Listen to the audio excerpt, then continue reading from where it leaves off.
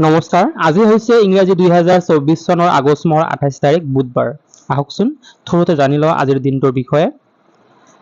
এই 28 আগষ্ট তাৰিখটো হৈছে national thoughtful day, national red wine day, national power Rangers day, national বো টাই ডে আৰু ৰেইনবো ব্ৰিজ ৰিমেম্বাৰেন্স ডে। মনত ৰাখিব। 1609 চনৰ আজিৰ এই দিনটোতে হেনৰী হাডছনে তেলৰ উপসাগৰ আৱিষ্কাৰ কৰিছিলে। 1709 চনৰ আজিৰ এই 28 আগষ্টৰ দিনটোতে মেইডিংনু পামহেইবাক মণিপুৰৰ ৰজাৰ মুকুট পিন্ধোৱা হৈছিলে। 1845 চনৰ আজিৰ এই 28 আগষ্টৰ দিনটোতে চাইণ্টিফিক আমেৰিকান আলোচনীখনৰ প্ৰথম সংখ্যা প্ৰকাশ পাইছিলে।